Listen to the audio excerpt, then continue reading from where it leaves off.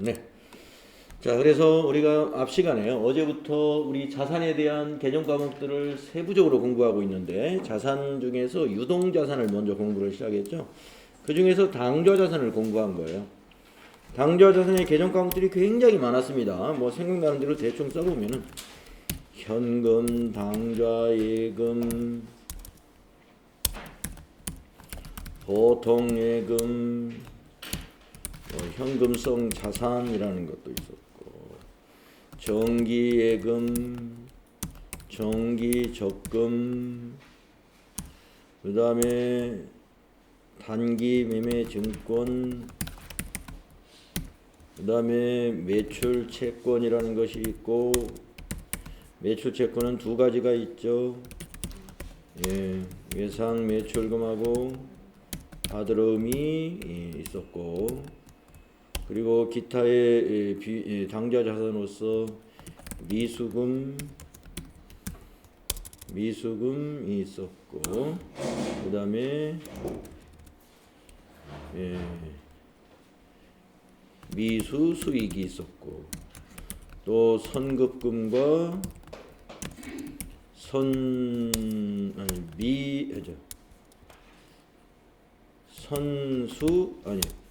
선급 비용이라는 게 있었고, 그 외에도 단기 대여금, 또 그리고 가지급금 등이 있었다. 상당히 많죠. 여러분이 개정 과목 정리가 어느 정도 됐느냐 하는 것은 여러분이 어제 내가 유동자산에서 당좌자산을 공부했다. 그러면 당좌자산에서 떠오르는 개정 과목을 내가 몇 개를 쓸 수 있느냐? 네, 최소 3개는 쓸 수 있어야 되겠죠. 하나도 생각이 안 난다. 심각한 거고요. 3개 쓸 수 있다 그러면은 어제 졸지 않은 거죠. 5개 이상 쓸 수 있다 그러면 어제 열심히 공부한 사람이다. 근데 실제로 당좌자산 한 5개만 개정 과목 써보세요 하면 잘 못 써요. 네. 그만큼 이게 책을 보면 아는데 줄줄줄 나오기가 쉽지 않은 겁니다. 네. 자, 그 다음에 오늘은 유동자산의 두 번째인 재고자산이라는 걸 공부하겠다 이겁니다. 재고자산. 그래서 여러분 어제 제가 여러분하고 정리한 내용이지만 유동자산이라는 것은 자산 중에서 1년 내에 현금화가 가능한 자산을 유동자산이라 하는데, 당좌자산은 판매를 거치지 아니하고 현금화할 수 있는 것이고, 오늘 시작을 하는 재고자산은 판매를 통해서 현금화가 되는 자산입니다. 그래서 우리가 재고자산을 뭐라고 부르냐면은 판매를 목적으로 보유하고 있는 자산이다, 또는 생산에 투입하기 위해서 보유하는 자산이다, 이렇게 말할 수가 있습니다. 그러니까 도소매업에서는 판매를 위해서 보유한 자산이 재고자산이고, 제조업은 다 만들어 놓은 건 제품이니까 판매를 목적으로 보유하고 있는 것이고, 아직 제품을 만들려고 원료를 사다 놓았으면 그 원재료도 재고자산이에요. 만들어서 팔아야 됩니다. 그래서 재고자산이라는 것은 제조업에서는 원재료, 제공품, 제품, 반제품 이런 것들이 다 재고자산. 그런데 도소매업에서는 그냥 상품, 이렇게 말할 수 있는 것입니다. 왜 FAT 2급을 시험을 보신다 그러면 재고자산 하면 뭐가 하나밖에 안 나오냐면 요거 하나밖에 안 나와요. 참 편하죠. 네. FAT 2급에서는 도소매업으로 문제가 나온단 말이에요. 도소매업에서 재고자산은 상품밖에 없어요. 도소매업이라는 것은 공장에서 물건을 사다가 아니면 다른 도매업자한테 물건을 사다가 되파는 게 도소매업입니다. 그러니까 제품이라는 건 없어요. 그리고 제공품도 없어요. 원재료도 없어요. 반제품도 없습니다. 그래서 도소매업의 재고자산 하면은 상품 하나예요. 근데 이제 우리가 상품 하나를 공부하는데 얼마나 많은 양이 있는지 한번 보도록 하겠습니다. 자, 우리 교재에 51페이지 재고자산. 자, 재고자산은 정상적인 영업 과정에서 판매를 위하여 보유하거나 생산 중에 있는 자산 및 생산 또는 서비스 제공 과정에 투입될 원재료나 소모품 형태로 존재하는 자산을 말한다. 네. 그러니까 제조업이라면은 생산에 투입하기 위해서 보관 중인 자산까지도 다 재고자산으로 보는 거죠. 예, 근데 판매업에서는 판매를 위하여 보유하고 있는 건 뭐라고요? 상품이다. 자, 그러면 재고자산의 종류를 보겠습니다. 네, 상품. 네, 완성품을 외부에서 구입하여 추가 가공 없이 재판매하는 것을 말하죠. 제품. 판매를 목적으로 원자료, 노무비, 경비를 투입하여 제조한 재고자산을 말하죠. 그러니까 공장이 있는 기업은 제품이 있는 거죠. 반제품, 이것도 공장이 있는 기업입니다. 현재 상태로 판매 가능한 제공품. 반제품이라는 것은 제공품은 제공품인데, 제공품이라는 것은 지금 완성되지 않은 생산 중에 있는 재고자산을 제공품이라고 그래요. 그런데 그 상태로 판매할 수가 있어요. 그거는 반제품이라고 부른다 이겁니다. 예, 반제품. 뭐 적당히 예를 들 만한 게 뭐가 있는지 모르겠는데, 여러분 반제품 상태로 뭐 파는 거 알고 계신 거 없나요?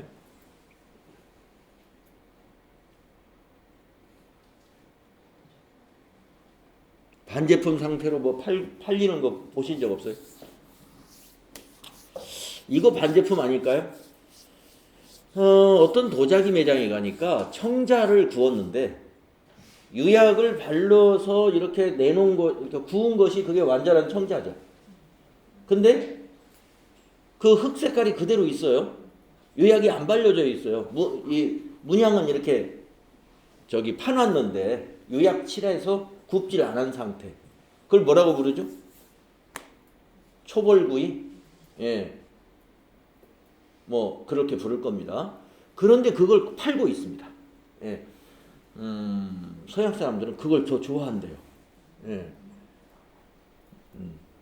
그러니까 유약 발려가지고 반질반질하는 것보다 그 흙이 주는 그 느낌, 그걸 더 좋아하는 고객들이 있어가지고 이 서양 사람들이 주로 많이 찾는 매장은 반제품 상태로, 그러니까 초벌구이만 해가지고 꽉 놓아두고 싸게 팔면 많이 나간다. 이렇게. 말하자면 그런 게 반제품이란 얘기입니다, 여러분. 자, 제공품은 원재료를 제조하여 제품이 완성되기 전 제조 과정에 있는 재고 자산을 말해요. 그러니까 공장이 있는 기업은 아직 공장에서 만드는 도중에 있는 것이 다 제공품입니다. 예. 건설업 같은 경우, 아파트 건설업에서도요, 지금 짓고 있는 집은 다 제공품이에요. 예. 지금 건설 중인 집들이 다 제공품이 되는 거예요. 자, 그래서 또 다음 페이지 가보시면 원재료, 재고자산에 원재료 있다. 예. 원재료라는 재고자산은 제품 생산 과정이나 서비스를 제공하는데 투입되는 원료나 재료를 원재료라고 그래요. 자, 그 다음에 미착품. 네. 미착품은 이제 도소매업에도 있을 수 있습니다. 예, 미착품에 대해서는 좀 알아두셔야 되는데, 도소매업도 미착품이 있을 수 있으니까. 자, 미착품이란 뭐냐면요, 상품이나 원재료 등을 주문을 했으나 아직 회사에 입고되지 않은 재고자산이다. 네. 이걸 우리가 미착품이라고 합니다. 네. 여기서 주문을 했다는 의미는, 미착품이 우리 회사에 재고가 되려면은요, 사실은 단순한 주문이 아니에요.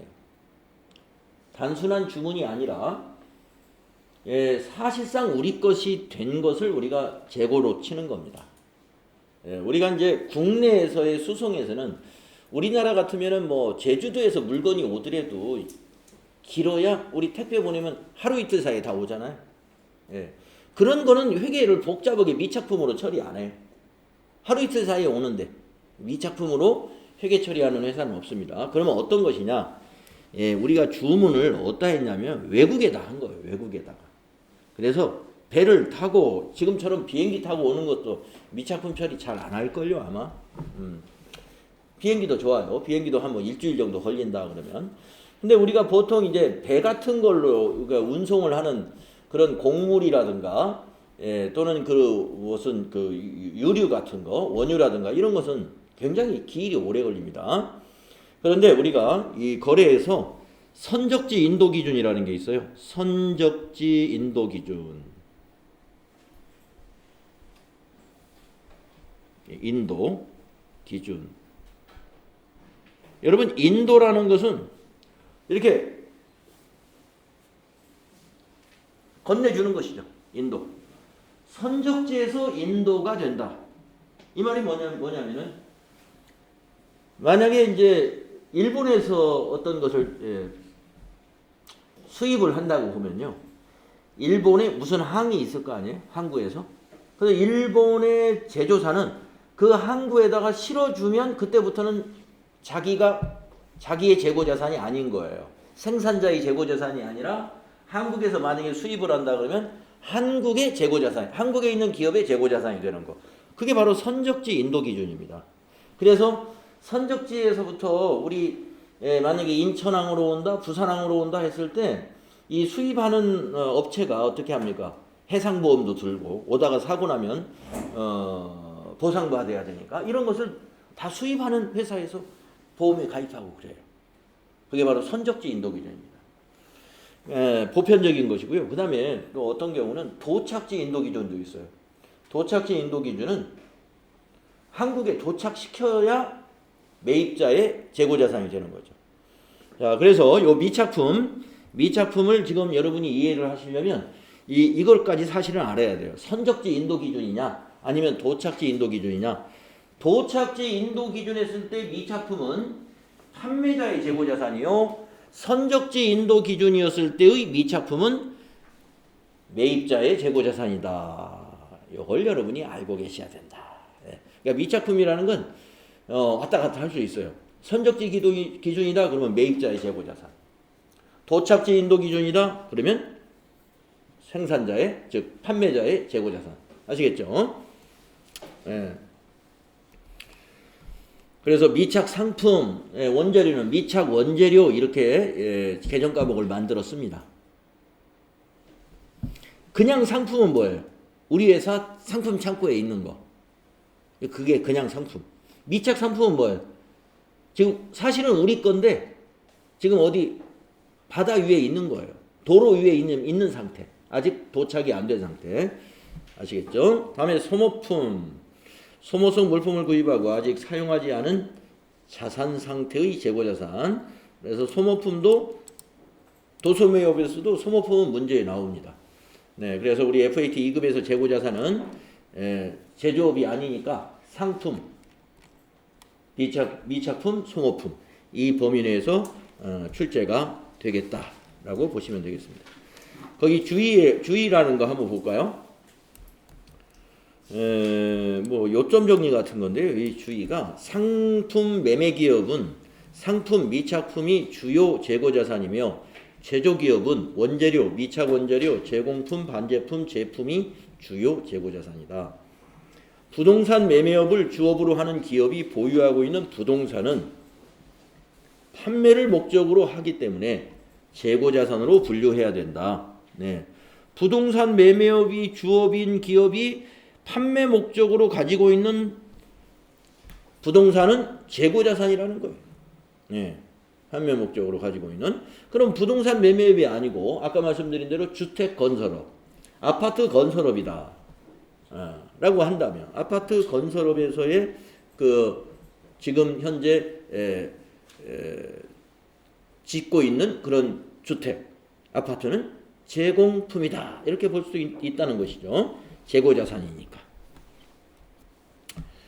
다음에 2번 재고자산의 취득원가에 대해서 이제 알아보겠습니다. 네, 우리 재고자산의 개정 과목은 간단해요. 네, 상품, 미착품, 소모품 이 정도가 우리 도소매업에서의 재고자산의 개정 과목인데 공부할 내용은 꽤 된단 말이죠.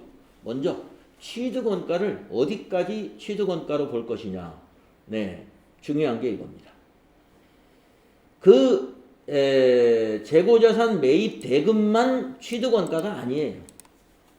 재고자산 매입 대금만 취득원가가 아니라 매입과 관련하여 지불한 모든 비용, 운반비, 수수료, 하역비, 보험료, 세금 이러한 부대 비용을 모두 취득원가에 포함해서 장부정리하라.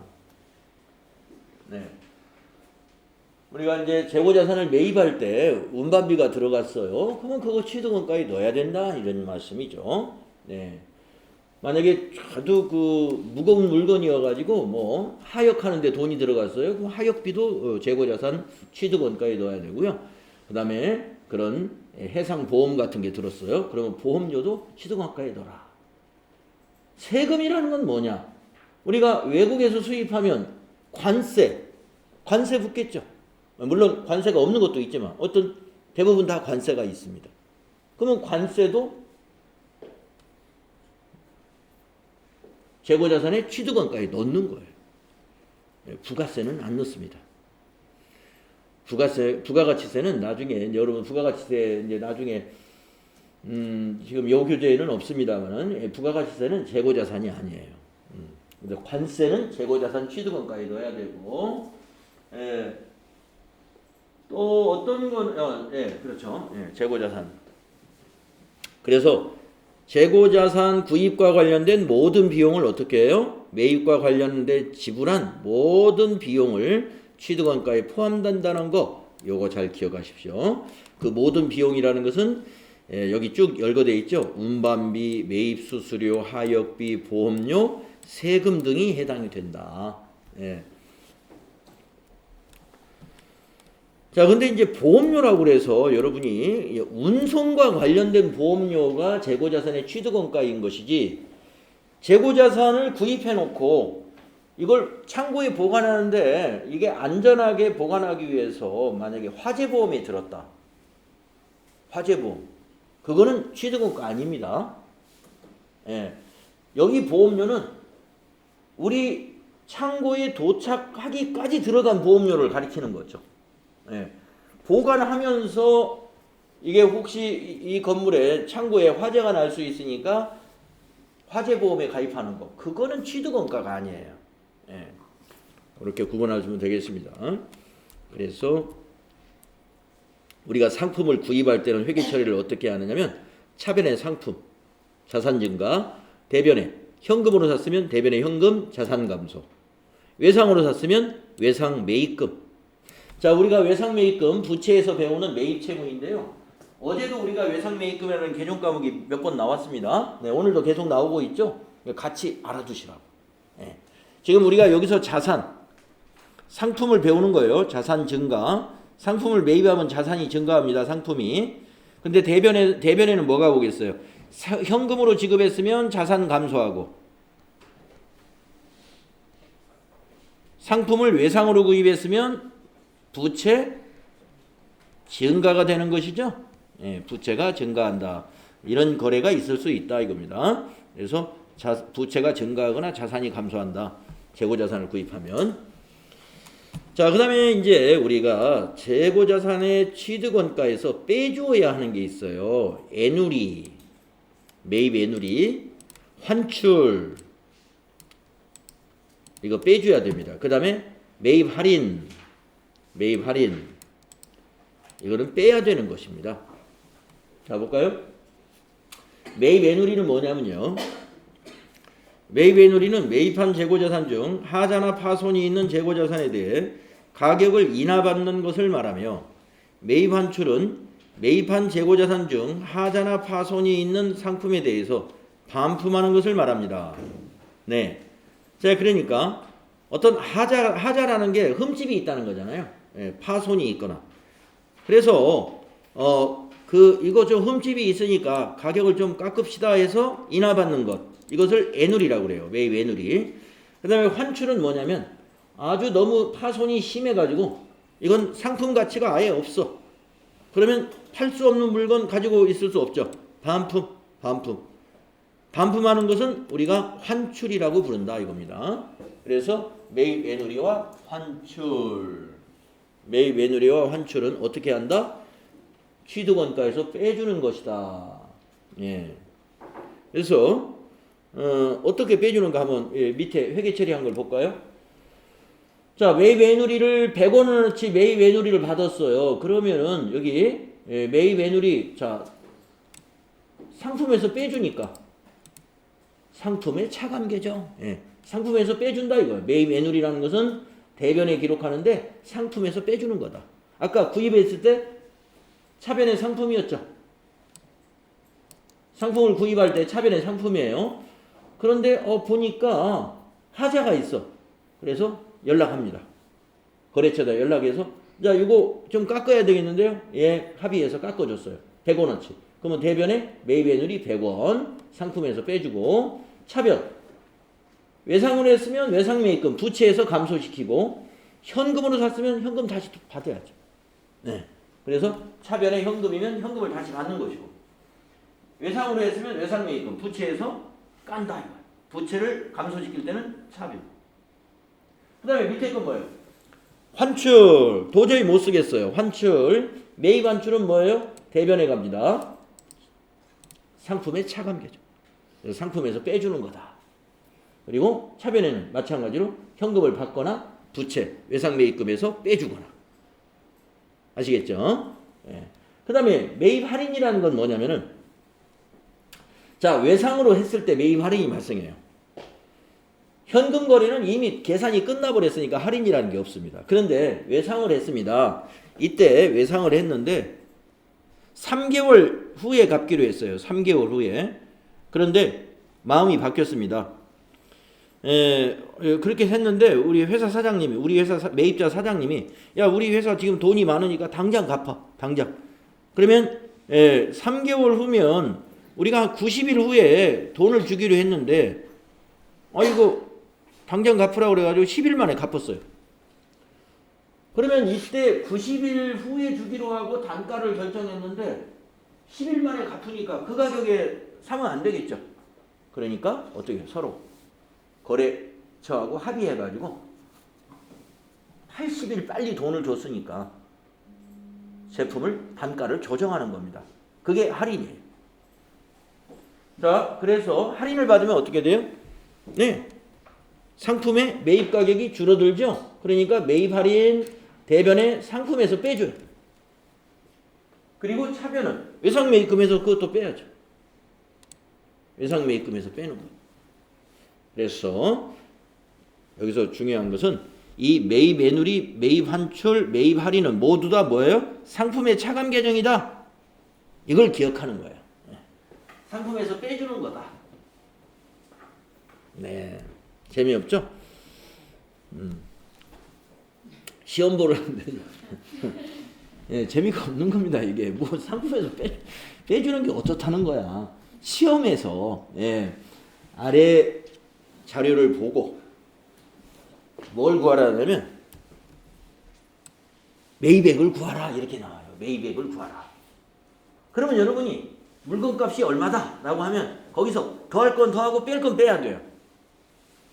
그러니까 이 사람이 우리 회계 담당자가 상품의 순 매입액을 계산할 줄 아느냐.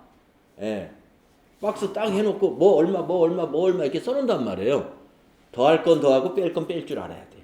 그래서 어떻게 더한다? 더하는 건 상품 가격에다가 매입 부대 비용은 몽땅 더해라 이거예요. 여기 매입 부대 비용은 앞에서 나왔죠.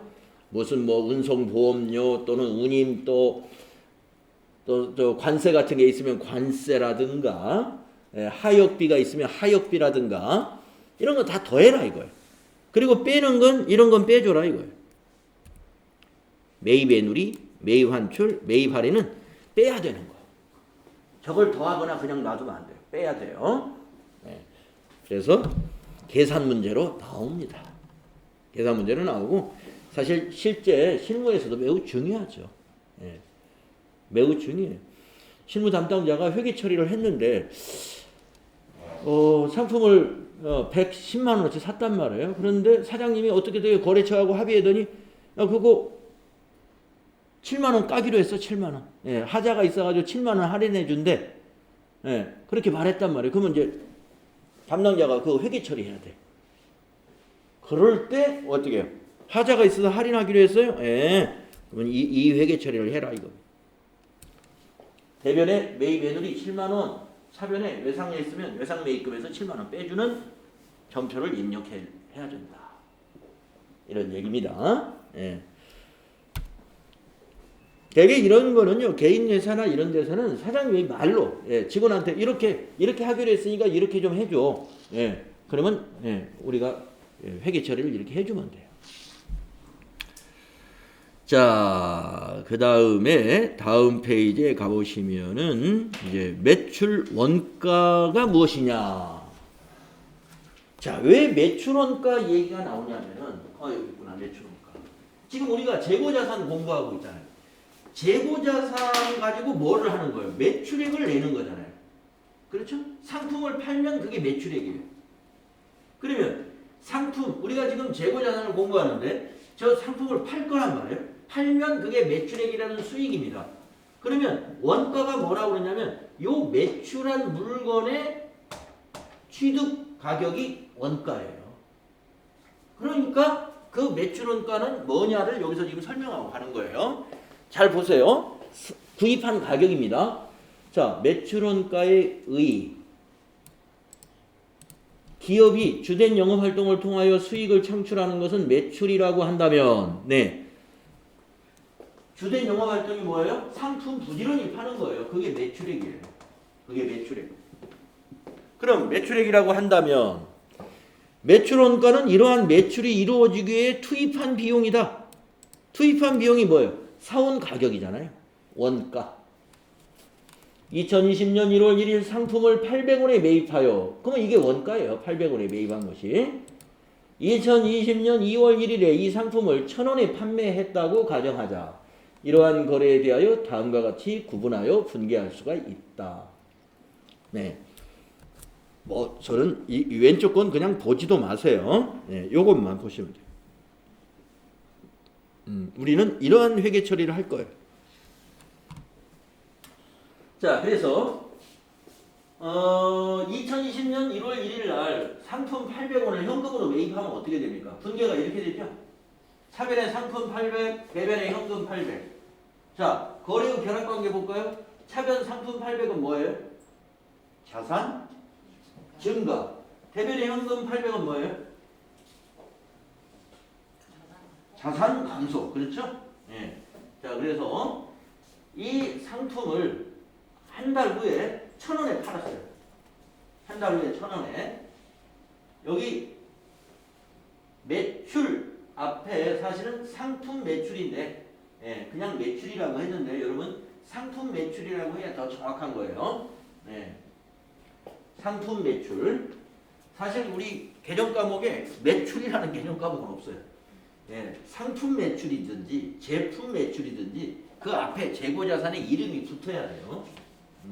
그러니까 여기서 말하는 상품 매출이기 때문에 여기는 상품 매출 1000원. 이게 뭐예요? 매출액. 매출액으로 가는 거예요. 손익계산서. 왜냐면 수익이니까 이게 수익. 상품 매출은 수익이에요. 네. 자, 뭘 받았어요? 현금 받았네요. 현금. 네, 현금 1000원. 이거는 자산이 증가해요. 이거는 재무상태표로 가는 거예요. 자산이 증가해가지고 자산 1000원은 재무상태표. 당좌자산이니까. 매출액, 상품 매출 1000원은 손익계산서예요. 자, 이럴 때 매출원가가 얼마냐 이거예요. 매출원가. 이 매출원가 분계가 이렇게 된다 이겁니다. 자, 여기에 대응하는 원가가 뭐였냐면 800원에 사온 거예요. 그래서 이 매출원가는 비용이에요. 여기 보세요. 비용. 우리 어제 비용이라고 그랬죠. 비용이에요. 매출원가 비용 발생. 대변의 상품. 이거는 상품이라는 자산이 감소한 거예요. 상품을 사다가 팔면 그 상품이 비용으로 가버려요. 상품이. 그렇죠? 상품을 여기 사왔습니다. 상품을 현금으로, 회사 자산으로, 현금이라는 자산으로 사왔어요. 그럼 나중에 그 상품이 팔리면 이 원가는 비용으로 가져야 돼요. 그래야 손익계산서가 만들어지지 않겠어요? 매출원가. 자, 그런데 이렇게 해서 매출원가가 인식이 되는 건데 여기서 뭐라고 그랬냐면 별도로 매출원가는 별도로 인식하는 방식으로 회계 처리합니다. 예. 그래서 이제 여러분들 이론 끝나고 저하고 이제 어떤 회사로 쭉 이제 장부 마감까지 한번 해볼 예제가 있을 거예요. 그때 쭉 할 때 상품 매출에 관한 것도 이제 전표 입력할 텐데 매출 입력하고 원가 입력하고 매출 입력하고 원가 입력 그렇게 절대 안 해요.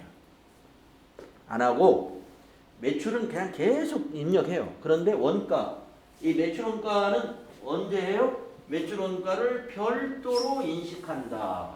여기서 언제 인식하느냐면요. 구체적으로 말하면 결산 때. 그래서 이걸 결산 분계라고 그래요. 매출 원가는 결산 분계다. 예. 판매할 때마다 매출 원가를 회계 처리 안 해요. 그렇게 하는 방법은 왼쪽에 있는 거예요. 이 왼쪽에 있는 것은 판매한 것을 전부 매출 원가가 얼마에서 이익이 얼마다 이거를 판매했을 때마다 이렇게 회계 처리하는데 우리 전산회계에서는 이 방식으로 회계 처리 안 하고 오른쪽에 있는 이러한 방식으로 회계 처리하기 때문에 이것만 알면 된다. 이거. 왼쪽에 있는 건 그냥 참고사항일 뿐이에요.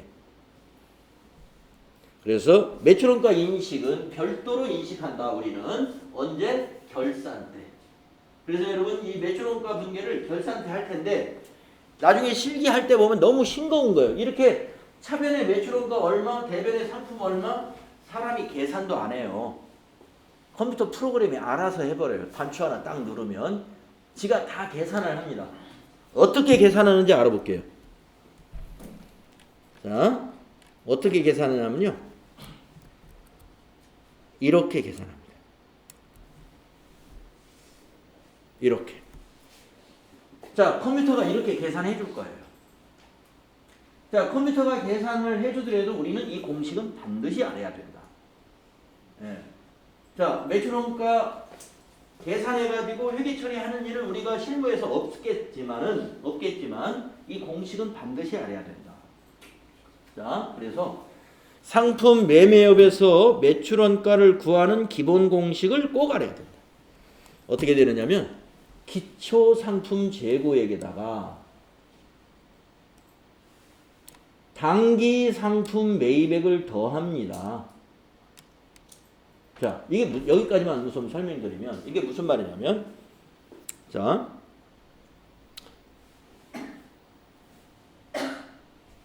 T 계정을 하나 그려볼게요. 이게 상품이라고 하는 재고자산 T 계정을 한번 그려볼게요. 이게 상품이에요. 자, 왼쪽이 차변, 오른쪽이 대변 이거 알고 계시죠? 네. 자, 여러분 자산부채 자본은 우리가 회계의 순환 과정에서 배웠습니다. 자산부채 자본은 차기에 영향을 미치죠. 결산할 때 그 잔액이. 이 기초상품 재고액이라는 게 뭐냐면은 전기에서 넘어온 거예요.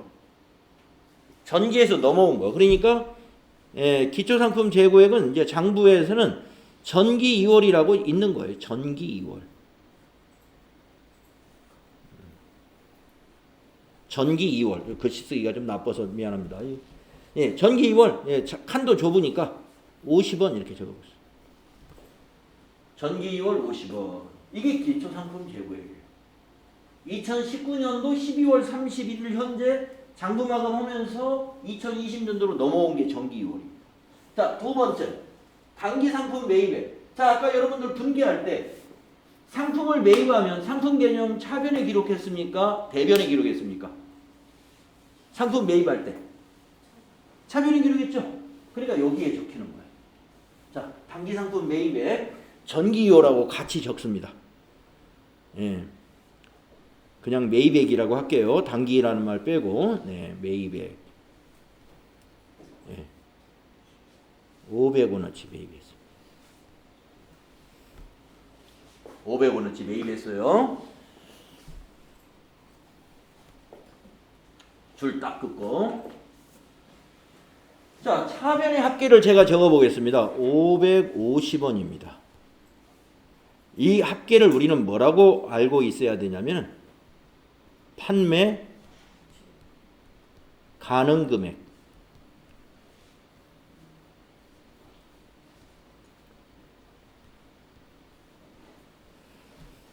판매 가능 금액이라고 제가 쓴 거예요. 판매 가능 금액. 이 장부에 의하면 올해 판매 가능한 금액은 550원이 원가가 550원. 기초 50원어치 있었고 단기에 총 매입한 거 단기 상품 매입액이 500원이에요. 그럼 550원이 우리 회사의 전체 재고죠. 자, 거기에서 빼기 들어갑니다. 빼기. 네. 빼기 기말 상품 재고액을 빼준단 말이에요. 여기가 기말 상품 재고액은 우리가 옛날에 장부 마감할 때 차기 2월이라고 했죠? 이것과 같은 거예요. 여기다 기말 상품 재고액 써도 돼요. 여기다가 여기 있는 기초 재고액이라고 써도 돼요. 기초. 예, 여기 기말 재고액 써도 됩니다. 근데 다른 말로 우리 옛날에 회계율 순환 과정에서 전기 2월, 차기 2월 이런 거 해봤으니까 이 12월 31일 차기 2월 이게 뭐예요? 2021년도로 재고 넘어가는 거예요. 그게 얼마라고 해보냐면 100원이라고 한번 해보겠습니다. 100원. 자, 이 매출원가 공식을 이 그림으로 여러분이 딱 머릿속에다가 이 사진을 촬영을 해놓으면은 절대로 안 잊어버리고요. 이건 그림으로 꼭 넣어놔야 됩니다. 적어도 무슨 시험을 보실 분, 회계 관련 시험을 보실 분은 상품 매출원가 구하라. 이런 건 뭐 백발백중 나오니까요. 자, 그러면 볼까요? 판매 가능 금액이 550원인데 12월 30일 날 차기로 2월 되는 기말 상품 재고액이 100원이라네. 100원. 그러면 나머지는 팔렸다는 거죠. 나머지 팔렸다는 게 바로 그게 매출 원가다. 여기에 이제 매출 원가. 여기가 매출 원가. 그래서 매출 원가는 450원이다라는 것을 우리가 구할 수 있다는 겁니다. 왜? 이 550원 똑같아야 되니까. 차변, 대변, 합계는 언제나 같은 거니까. 그래서 저 등식을 이 T 계정으로 여러분이 상품 계정에 차변에 오는 것은 뭐가 온다? 기초상품 재고액과 단기 매입액이 온다. 기초라는 건 전기 2월하고 같은 거다. 그래서 전기 2월하고 단기 매입액이 차변에 오는 것이고 그 합계는 대변의 합계하고 같는 건데 대변의 차기 2월. 차기 2월은 뭐예요? 기말 상품 재고액. 네. 기말 상품 재고액이 얼마라는 것은 회사에서 이제 재고 조사를 하면 나와요. 그러면 나머지는 어떻게 됐다? 팔려나갔다. 자, 왜 이렇게 매출원가를 이렇게 계산하냐면 자, 상품을 팔 때마다 매출원가 얼마 이런 걸 계산 안 한다고 그랬죠. 기말에 결산 때 한 번 하니까 창고에 가가지고 재고 조사하는 거예요. 그랬더니 재고가 100원어치 남아있어. 나머지는 다 팔린 거죠. 그걸 원가로 딱 넣으면 이 450원을 여기다 원가로 딱 넣으면 우리 1년간 매출액이 얼마였지? 원가 얼마네? 팔아서 이익 얼마 났구나. 매출 총이익이 바로 나오고. 네, 이 공식 매우 중요하다 하는 거 말씀드립니다. 네. 자, 그런데 이제 다음 페이지 넘어가면 이 재고자산에 대해서 기말 재고자산을 어떻게 평가하느냐. 첫째, 아까 말씀드린 대로 재고조사를 해야 돼요. 그게 뭐예요? 수량을 결정해야 됩니다. 두 번째, 단가를 결정해야 됩니다. 그러면 수량에다 단가 곱하면 그게 기말 재고액이 되는 거예요. 네, 그래서 우리가 수량을 결정하는 방법에는 이렇게 세 가지가 있다는 거예요. 계속 입고와 출고를 기록하는 방법. 그러면 수량 장부에서 딱 파악이 되죠. 수량 파악이 그냥 장부에서 나오는 게 계속 기록법이에요. 실지 재고조사법. 이거는 입고만 기록을 하고요. 재고는 조사를 합니다. 이게 실지 재고조사법. 그리고 두 가지를 다 병행하는 것이 혼합법이에요. 혼합법. 지금과 같이 사무자동화가 잘 되어 있고 이런 시스템에서는 뭐 거의 대부분의 기업이 혼합법을 적용합니다. 장부 기록하는 거 뭐 컴퓨터로 하기 때문에 그렇게 뭐 인건비 많이 들어가고 힘들지 않아요. 그러니까 기록도 계속 하고, 그리고 기록만 하고 실제 조사를 안 하면 뭐 이렇게 뭐 예를 들어서 뭐 도난을 맞았다든가 관리 부실로 인해서 물건이 어디로 없어졌다든가 이런 것이 파악이 안 되겠죠. 예, 그렇기 때문에 실지 재고 조사도 병행하는, 그걸 우리가 혼합법이라고. 자, 그 다음에 단가를 결정해야 됩니다. 자, 창고에 있는 상품이 8,000개가 있어요. 그럼 이 8,000개가 어느 날 뭐 4월 28일 하루에 몽땅 같은 가격으로 8,000개가 들어온 게 아니에요. 어떤 한 그 중에 8,000개 중에서 한 500개는 4월 28일 날 단가가 5,000원에 들어온 게 있고, 그 다음에 거기서 한 2,000개는 5월 2일 날 뭐 단가가 또 다르게 해서 몇 개 들어왔고, 이렇게 우리가 이 상품 가격이라는 것은 그때그때 달라집니다. 여러분도 온라인에서 쇼핑몰에서 가면은 지난달에 샀던 가격하고 이번 달에 샀던 가격이 변하는 거 보실 수 있죠. 예. 남대문 시장, 동대문 시장 다 마찬가지고요. 공장에서 출고하는 것도 네, 이렇게 변동성이 있습니다. 그렇기 때문에 상품의 가격이라는 것은 계속 가격이 살아있다 이거. 생물처럼. 그래서 단가 흐름을 어떻게 가정할 것이냐. 자, 가장 정확한 건 개별법을 적용하면 가장 정확합니다. 개별법이라는 것은 뭐냐? 상품 개개별로. 상품이 재고가 5,000개 있으면 5,000개 전부 다 하나씩 꼬리표가 붙어 있어요. 얼마에 사왔는지 다 알 수가 있어. 이게 개별법이에요. 그래서 그 붙어 있는 꼬리표, 또는 우리가 뭐 꼬리표를 요즘 붙이진 않겠죠. 큰 기업에서는 이제 바코드로 다 붙여놓게 되면 그 바코드 시스템으로 전부 조사하면 정확하게 재고 금액이 정확하게 나옵니다. 이 개별법은 가장 뭐예요? 가장 정확한 방법. 가장 정확한 방법인데 모든 업종에서 이걸 적용할 수 있는 게 아니에요. 그래서 적용이 불가능한 업종들이 많다. 그래서 여러분 개별법은 가장 정확한 방법이다 하는 것만 알면 돼요. 시험에 거의 안 나와요. 네. 너무 정확하니까 이거 시험을 잘 안 내는 거지. 네. 그래서 시험에 나오는 것은 그 밑에 있는 어떤 가정을 하는 것들이 시험에 나와요. 그래서 밑에 있는 이 네 가지의 가정, 선입선출이냐, 후입선출이냐, 이동평균이냐, 총평균이냐, 예, 이런 물량의 흐름의 가정을 하는 겁니다. 그래서 여러분 선입선출이라는 건 뭐냐면요, 먼저 입고된 상품이 먼저 출고됐다고 가정해서 재고를 파악하는 거예요. 재고 금액을 계산하는 거죠. 선입선출의 장점이 여기 정리되어 있죠. 실제 물량의 흐름과 일치한 편이다. 여러분도 아마 장사를 하신다면은 옷가게를 한다 그러는데 만약에 작년 재고가 있고 올해 재고가 있다면은 작년 재고부터 빨리 팔려고 노력을 할 거예요. 그래서 작년 재고를 좀 가격을 팍 낮춰가지고 손님한테 권해요.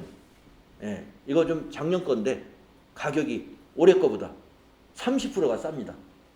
그래서 작년 걸 빨리 처분해야지. 오래된 것일수록 이게 이 시간이 더 지체하면 팔기 어렵죠. 그래서 대개 물량의 흐름이라는 건 선입선출이라는 거예요. 단점이 있습니다. 단점은 현재 수익과 과거의 원가가 대응한다. 이거 잘 이해를 못할 수가 있어요. 잘 설명 들어보세요. 현재 수익과 과거 원가가 대응이라는 게 도대체 무슨 말이냐. 자, 먼저 현재 수익을 말해볼게요. 자, 지금 4월달이 현재입니다. 자, 우리 회사가 월별로 손익계산을 한다고 한번 가정을 해볼게요. 월별로. 그러면 여기 있는 매출액. 여기 있는 매출액은 4월달에 판매 가격으로 팔린 거죠. 4월달에 판매 가격으로 팔려 나간 거예요. 매출 원가는 뭐냐? 선입선출이라면은 자 보세요. 선입선출이라면은 4월 달에 팔린 4월 달에 팔린 것의 원가를 4월 달 매입한 것이 온 게 아니라 선입선출이니까 혹시 1월이나 2월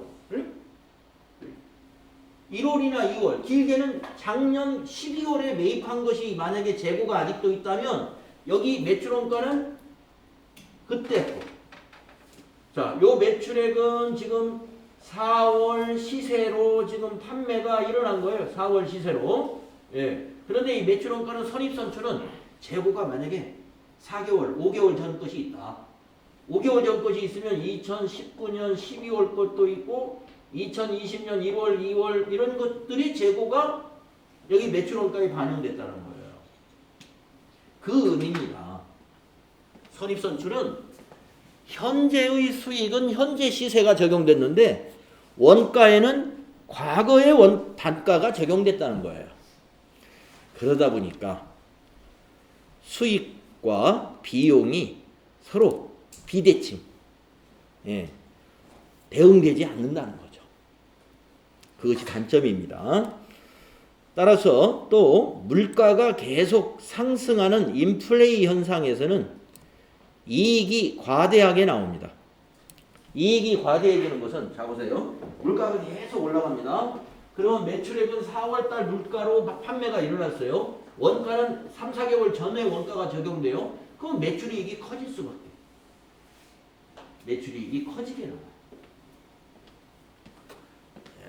그래서 선입선출은 물가가 상승하는 상황에서는 이익이 크게 나온다. 이익이 크다는 것은 법인세도 많이 내겠죠. 그 다음에 후입선출법은 선입선출하고 완전히 반대 경우입니다. 나중에 입고된 상품이 먼저 출고된다. 그러면 장점이 뭐가 있느냐? 아까 선입선출의 단점이 장점이 돼요. 현재 수익에 현재 원가를 대응할 수가 있어요. 아까 선입선출의 단점이죠. 현재 수익과 과거 원가가 적용돼 가지고 수익 비용의 대응이 잘 부적합하다 그랬는데 이거는 장점이에요. 현재 수익에다 현재 원가가 대응되기 때문에 수익 비용 대응의 원칙에 잘 부합한다. 단점은 뭐냐? 실제하고 안 맞아. 현실성이 없는 거예요, 사실은. 후입선출의 물량의 흐름이라는 것은 자갈모래 판매하는 사람들 아니고서는 거의 없어요. 자갈모래 같은 경우는 우리가 이제 이 한강변이나 뭐 어디 그 자갈모래를 채취할 수 있는 뭐 바다나 이런 데서 막 채취해 가지고 산더미처럼 이렇게 쌓아놓죠. 그러면 처음에 자 4월 달부터 모래를 쌓기 시작했어요. 그러면 4월 초에 쌓인 것은 저 속에 들어있죠. 그때는 인건비가 일하는 사람들이 시간당 10만 원 일하는 사람들이 쌌어요. 그런데 요새는 갑자기 인건비가 높아져 가지고 시간당 20만 원씩 주는 인건비예요. 그래서 모래를 계속 쌓습니다. 그러면은 지금 싸게 싼 것은 어디가 속에 들어있죠. 그러면 지금 이게 계속 무덤이 커지잖아요. 덩어리가. 그러니까 그런 어떤 특수한 경우에는 출고를 해야 되는데 먼저 걸 선입선출이라고 해가지고 구덩이를 파가지고 안에 있는 모래를 출고시키는 사람 없겠죠. 그냥 위에서부터 퍼갑니다. 그래서 그런 특수한 경우는 후입선출이 있는데 대부분은 다 선입선출이다. 그래서 실제 물량의 흐름과 동일하지 않다는 것이 단점이에요. 그리고 여기선 지금 이익 얘기가 안 나왔는데 후입선출법은 이익이 가장 적게 나와요. 물가가 오르고 있다는 전제 하에서 그런 겁니다. 그래서 이 두 가지는 말이죠.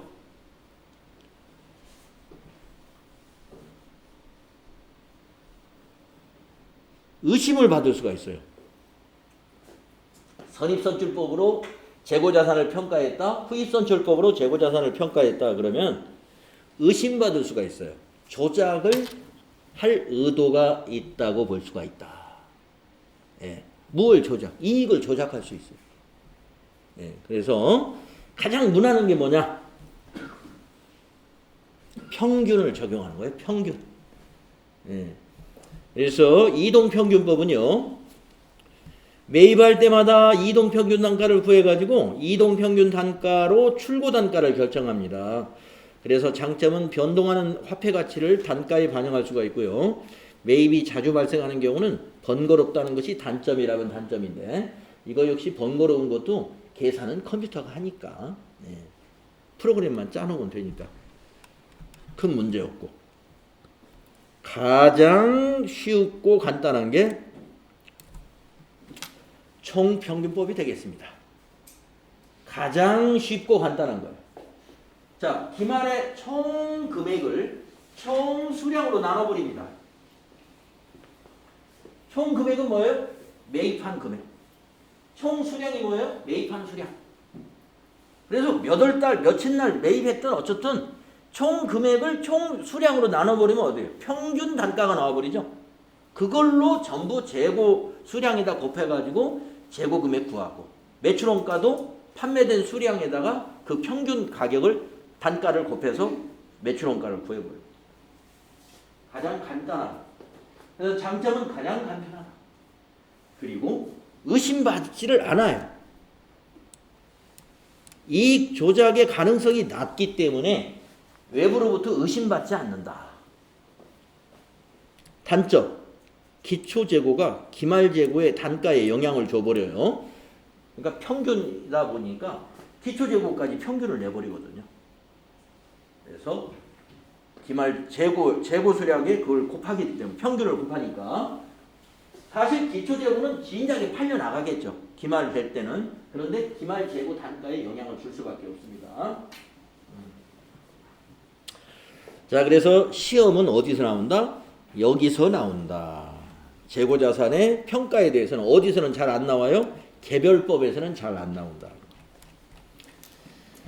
네, 그래서 그 다음 페이지 보시면은, 다음 페이지 보시면, 네, 여기까지 하고 좀 쉬어야 되겠어요. 여러분이 피곤해 보여요. 재고자산의 평가는 어떻게 한다? 수량 곱하기 단가로 평가하는데, 수량을 파악하는 방법은 아까 말씀드린 대로 세 가지가 있는데, 주로 기업들은 혼합법을 쓰고 있다. 거기다가 수량을 구했으면 곱하기 뭐를 해야 돼요? 단가를 곱해야 돼요. 근데 단가 산정 방법은 개별법, 선입선출법, 후입선출법, 그리고 이동평균법, 총평균법이 있는데, 이동평균법과 총평균법을 가중평균이라고도 한다. 근데 여기서는 개별법은 거의 시험에 나오지 않고, 여기서부터 선입선출법부터 이 네 가지가 주로 시험에 나온다. 예. 그래서 여기 물가 상승이라는 가정하에서 수량이 서로 같다면은, 어떻게 되느냐? 당기 순이익이 많이 나오는 순서. 당기 순이익이 많으면 어떻게 돼요?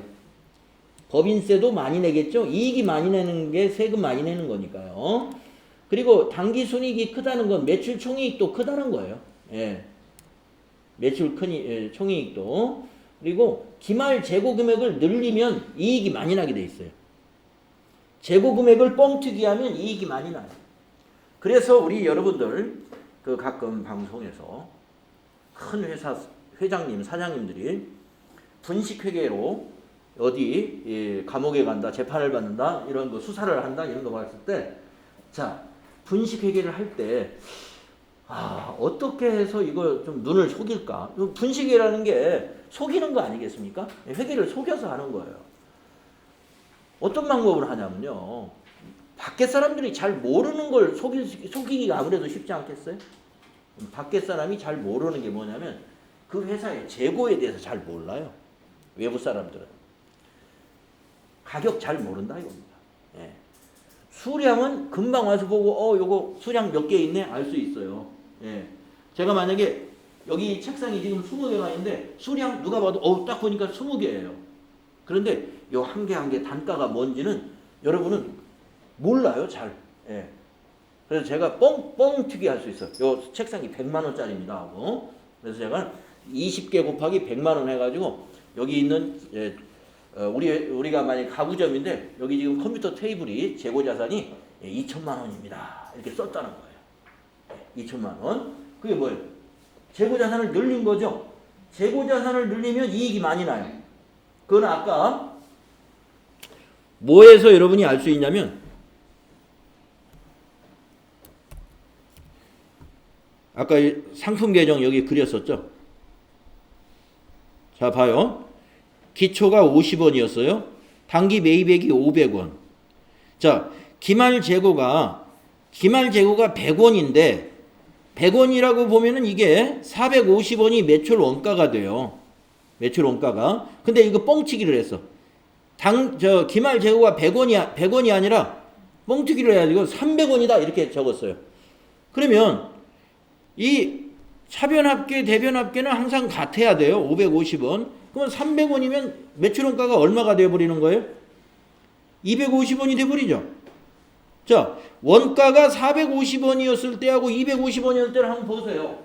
자 매출액은 일정해요. 매출액은 일정하는데 원가가 450원, 250원.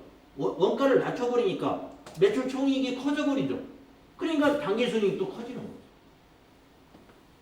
그러니까 뭘 가지고 조작할 수가 있느냐? 재고자산을 가지고 복잡한 재고자산을 가지고 이렇게 조작을 하는 거예요. 근데 그래서 여기 보시면 기말 재고 금액이 어떻다는 거예요? 커진다 이겁니다. 그 순서가 뭐냐? 이 순서예요. 선, 이, 총, 후 해서 우리 시험 보는 분들은 이걸 외웁니다. 선이총후. 네, 선이총후다. 네, 시험에 특히 기초 FAT 2급이나 전산회계 2급 같이 이 기초 단계에서는 이런 거 잘 나오거든요. 선이총후. 무슨 순서? 이익이 많이 나는 순서. 그것은 매출 총이익이 될 수 있고 순이익이 될 수도 있고 법인세 비용이 될 수 있어. 법인세 비용은 이익 아니잖아요. 이익에 따라서 법인세를 내는 거니까 법인세 비용도 같이 들어가는 거예요. 기말 재고 금액은 여기 말씀드렸죠. 기말 재고로 100원을 300원으로 뻥튀기 하면 원가가 낮아져요. 원가가. 그러니까 기말 재고 금액도 당기순이익하고 같은 편에 있는 거예요. 같은 편에. 그 밑에는 이제 반대. 원가가 큰 순서는 이익이 작아지겠죠. 원가가 크면. 그러면 요 선이총후를 거꾸로 이렇게 뒤집어 보면 돼요. 부등호가 거꾸로 되어 있죠. 우리 시험 보는 분들은 이걸 꼭 외워야 됩니다. 자, 10분간 쉬었다가 다음 시간에 또 다음부터 하겠습니다.